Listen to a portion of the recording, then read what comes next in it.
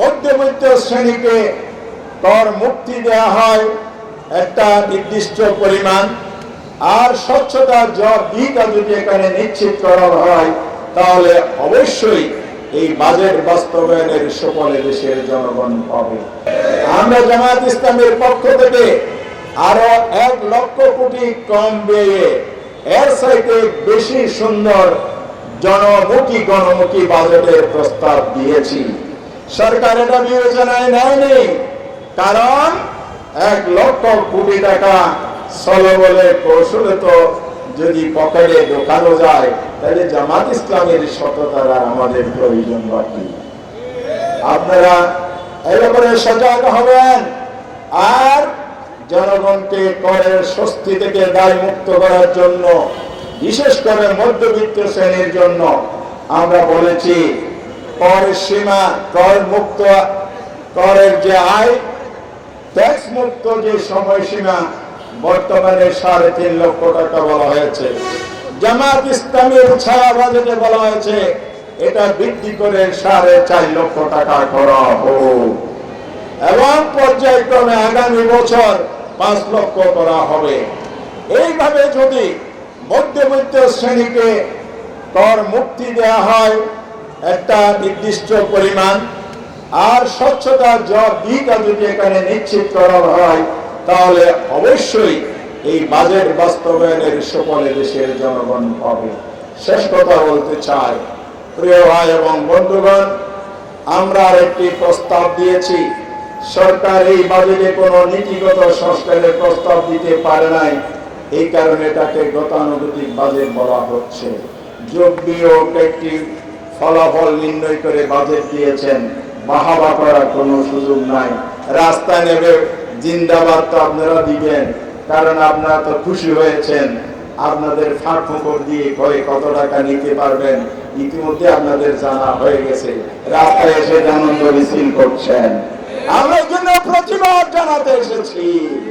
কিসের আনন্দ আপনারা করেন? চাঁদাবাজি, দুর্নীতির সুযোগের আনন্দ করেন। বাংলাদেশের এদিকে বাস্তবায়ন হয় না, টাকা ফেরত যায়। মন্ত্রণালয় মঞ্জুরি দাবি করে পার্লামেন্টে, মন্ত্রণালয় কি টাকা মঞ্জুর করে নিয়ে যায়, বাস্তবায়ন করতে না পারে ফেরত দেয়। কারণ কি জানেন? কারণ হচ্ছে এই বাজেটের বাস্তবায়নের জন্য অর্থ বছর দেওয়া হয়েছে জুন থেকে জুলাই, যেটাকে ফিস্কাল ইয়ার বলা হয়। জামাত ইসলামী বলেছে এই বর্ষাকাল জুন মাস থেকে যে অর্থ বছর শুরু হয়, বর্ষাকালে রাস্তার উন্নয়ন হয়। বর্ষার সময় সিটি কর্পোরেশন রাস্তা কাটে, ঢাকা শহরে কাটে। বর্ষাকালে বেড়িবাঁধ নির্মাণ করা হয়। আমার হেলাল ভাই ভালো বুঝবেন, আমি তো বুঝি, আমার বয়সকালে কুতুব দিয়ে কাম করে। কারণ জলহস্তি নামক যে পানি উন্নয়ন বোর্ড আছে, এরা বর্ষাকালে কি করে 100 বস্তা বালি ফেলে 1000 বস্তার বিল করে। তদন্ত দিয়েছিলাম আমি, কোথায় আপনার 1000 বস্তা? বলে বিলে আপনি দেখেন জোয়ার মানুষের ভেসে গেছে পানিতে। তা আবার পাশের প্রতিবাদী মানুষ ছিল আপনাদের মতো, ওরা বলে স্যার কালকে গভীর রাতে যখন জোয়ার হয়েছে, ফুল পানির ঢেউয়ের সাথে কতগুলো খালি বস্তা নিক্ষেপ করা হয়েছে, ঢেউয়ের সাথে গিলি বের হয়ে গেছে, আর আপনাকে ফাঁকি দিচ্ছে। এরাই হচ্ছে সেই দুর্নীতিবাজরা যারা এক সূত্রে গাথা।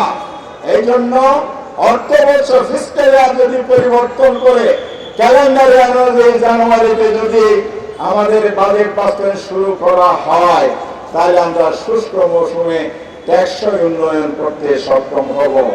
অপচয় বন্ধ হবে, দুর্নীতিও বন্ধ হবে। তবে আমার বন্ধুরা আর সেই দুর্নীতির মাধ্যমে আঙ্গুল ফুলে কলা গাছ হওয়ার সুযোগ পাবেন না। আসুন এই বাজেট ধনী শ্রেণীর স্বার্থ সংরক্ষণের বাজেট, গরিব মানুষের উপর কর চাপিয়ে দেওয়ার বাজেট। এই বাজেট ঋণ নির্ভরশীল বাজেট। এই বাজেটকে কোনোভাবে সমর্থন করা যায় না। এই জন্য রাজপথের প্রতিবাদের মাধ্যমে আমরা মাননীয় অর্থমন্ত্রীকে আহ্বান জানাচ্ছি, সংসদে আপনি পাশ করবেন, বিরোধী দলদের পর্যাপ্ত আলোচনার সুযোগ দেন, জামাত ইসলামের বাজার বিবেচনায় আনুন এবং স্বচ্ছতা জবাবদিহিতা নিশ্চিত করুন। তাহলে জুলাই বিপ্লবোত্তর এই রক্তাক্ত বিপ্লবের চেতনার ভিত্তিতে নতুন বাংলাদেশ গড়ার ক্ষেত্রে আমাদেরকে আপনারা পাশে পাবেন।